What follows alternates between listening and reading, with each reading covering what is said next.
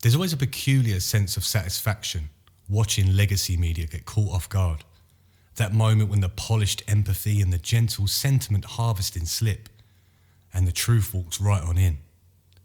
A remarkable century-old soldier sits before them, breathing heavy, speaking softly, yet holding himself with the kind of dignity that only a life of service can forge. Every answer is careful and modest. He makes sure his words honour the many rather than just himself. He even reaches further back to his father's stories of the First War, the horror, the mud and the loss. Then comes the easy question. What does Remembrance Sunday mean for you? What is your message? That's where it all unravels. He looks down, gathers his breath, and said what no one in the studio was expecting, but I think a lot of people have been thinking. I can see in my mind's eye those rows and rows of white stones of all the hundreds of my friends and everybody else that gave their lives for what? The country of today. No, I'm sorry. The sacrifice wasn't worth the result that it is now. You can almost hear the control room freeze. That kind of honesty does not fit the script. The producers wanted nostalgia, not doubt. The triggered co-host fumbles for control. What do you mean by that, though, at this point? What we fought for, was our freedom. We find that even now it's darn sight worse than what it was when I fought for it. As the other host portrays a polite smile and a tone so condescending it could have come from a school assembly. They talk to him as if he was a child and not the last witness of an age of courage. And what makes it all the more tragic is this should have been a moment to listen, and really listen with curiosity, to a century of memory distilled in one fragile voice. What does change look like through the eyes that have seen everything? There's an old saying that I've always enjoyed. Many a wise word is spoken from a grey beard, but the modern broadcasters doesn't seek wisdom, only sound bites. The question should have been a bridge between generations, not a trapdoor of their own discomfort.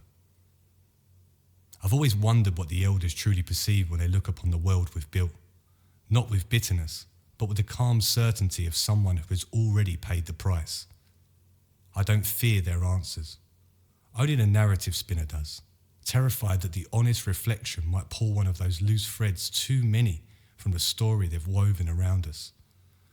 100 years, he's seen it all change. Politics, technology, values, even the weather of human character.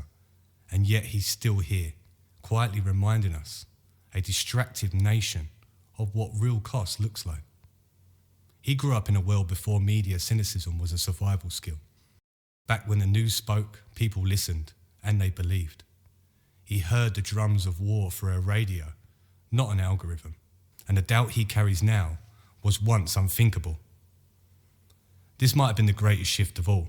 These days, most of us know the mainstream press is worth about as much as a warm cup of piss, and their integrity erodes week by week, a slow leak in the hull of a sinking ship.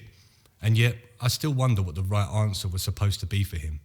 Was it a party talking point, some hollow reassurance that the supreme sacrifice was worth it for this new, revitalised Globo Britain, where technocratic control is the largest endgame of the blood in the soil?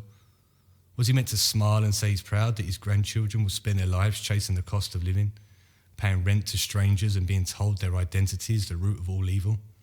Was it worth it to see his grandsons riddled with anxiety and granddaughters taught to despise the very structures that kept them once safe, not oppressed?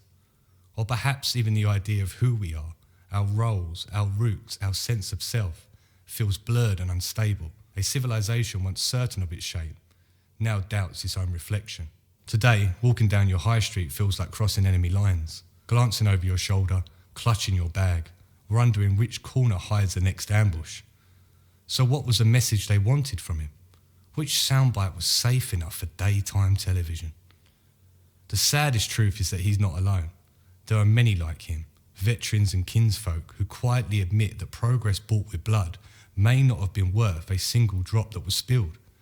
He's a living archive, dangerous to a system built on forgetting. It's easier to let the old fade into silence and let it remind us of what was. Then some doled-up presenters bring him a token gift, a CD of wartime songs, melodies from a world that no longer exists, a gesture of gratitude wrapped in condescension. The man smiled anyway, because that's what gentlemen of his generation do. But you can't help but imagine another ending. The anchor asks, passive-aggressively, "What do you mean by that exactly?" The old man clears his throat, licks his lips, leans forward, and goes full Metal Jacket. "Well, I believe the General Pat's..."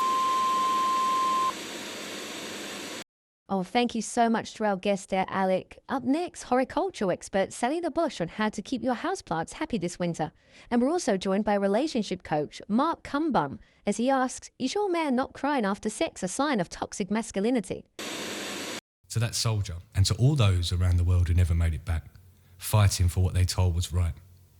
You were a proof that duty, decency and steadfastness once existed. And though we're trained to forget, some of us still remember and shed that tear with you.